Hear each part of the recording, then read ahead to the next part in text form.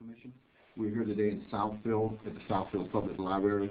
The date is January 23rd of 2008, a Wednesday afternoon. Our veteran today is Mr. Felix Seldon.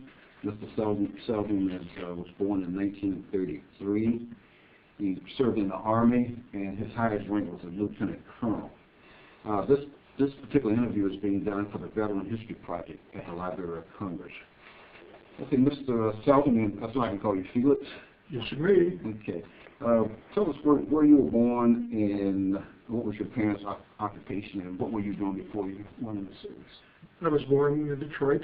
Mm-hmm. My father worked at Ford Motor Company. Mm-hmm. My mother was a housewife. Mm-hmm. I grew up in the city of Detroit. Okay. Before coming and going into service, when I was a young man growing up in the city of Detroit, I did not like the military. Mm-hmm. I grew up during the Second World War, and I knew that I didn't like the blackout conditions that we had to go under here in Mm-hmm. Detroit. I didn't like the rationing that went on. Mm-hmm. I didn't like the newsreel of the war that was going on. So when I was growing up, I didn't like the uniforms or the weapons or anything like this. It wasn't until I was a freshman at the University of Detroit, Mm-hmm.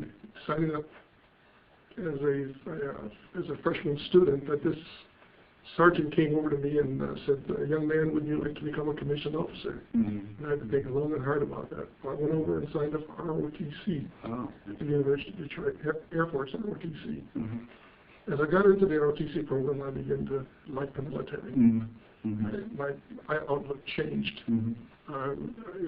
I would like to become a pilot, but at the time when I was getting ready to go into the advanced course, they wanted only pilots. Mm-hmm. My eyes didn't permit me to, so I transferred over to the Army. Okay.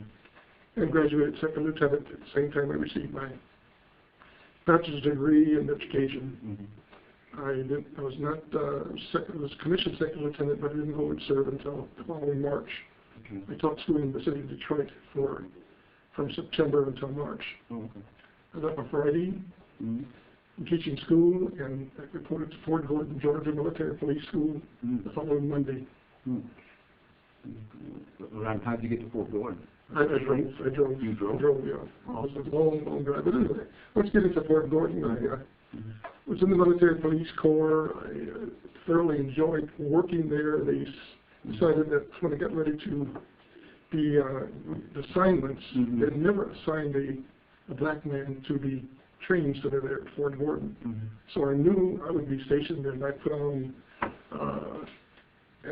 Aberdeen, put on Presidio, San Francisco, Hawaii, Germany, anything but Fort Gordon, Georgia. Mm-hmm. During those times, very segregated times, Mm-hmm. the whole area in the south there. And he went down the list, and alphabetically, and he got to the P's. Mm-hmm. He said everybody is going to be assigned to Fort Gordon, P on down. Mm-hmm. I said, "This is impossible." Mm-hmm. Everybody left over there. I said, "Do you mean Seldon too?" Mm-hmm. I said, "Seldon, you're going to be one of them too." I said, "Oh my God." So I brought my family down to Fort Gordon, and I served down there. Well, on the post, of course, everything was integrated. Mm-hmm. Once you go off that post, it was a different world, different country. I mean, that's Augusta, right? That was Augusta, Georgia. Mm-hmm. Okay. Augusta, Georgia. And then anyway, after leaving Augusta, my family was assigned to Germany. And I went to Germany, and I took over I worked special weapons on the 6th Street line, Mm-hmm. the military police Mm-hmm. operation. Mm-hmm. We provided physical security for this special weapons depot. Okay. How long were you at Fort Gordon? I was at Fort Gordon for 19 months. 19 months. Okay. Was that train? Well, I was in the training division. I was at a company. I was executive officer of one of the training companies. Okay. And very unique because I've never had a black officer assigned Right. there. Kind of different, quite different. Okay, let me sort of back up a little bit.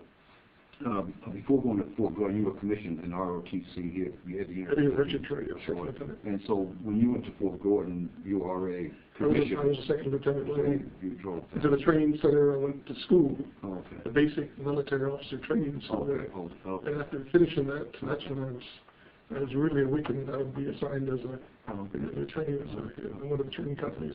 Okay. And so my family came down and we stayed 18 months there. Right. And then I was reassigned. Right. How was your basic officer training? What did you think of that? Well, it was quite interesting, military police, and I never experienced anything when it came to policing operations, and they were, you know, as a military police officer, you get involved in an awful lot of things, security, and then you got this town patrolling, and then you've got compounds when you're working at police stations and things like this. You're going into the communities and getting unsavory military people out of jams, and it was just quite interesting. I like the training, and then getting into the training facilities and get into the training operation. I remember one time we were training with a .45 caliber pistol, and the Provost Marshal of the United States Army came to my company. He was making a tour of the area, and he happened to come to my country, and we were training on the .45 caliber pistol. And he walked up to the podium and picked up a .45, and he says, you know, I'd rather throw it at somebody than to fire it. Oh my God, my kids out there, my trainees, they really, it kind of floored me. But it was, the training was interesting, but I was looking forward to leaving Fort Gordon just as quickly as I could. Okay. How did you have to get into MPs? Was that part of your... Well, they were making assignments to different... We, as we were ROTC advanced course students, the assignments came down. I was just one of the ones that got into the military police. I could have gotten infantry, artillery, those... It was just luck of the draw for the military police. Okay. Getting over to Germany and that special weapons operation over there in the depot.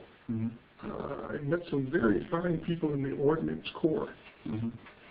One colonel in particular, I really liked the work I did there at that special weapons depot. One day he came up to me and he says, Felix, aren't you tired of polishing your shoes?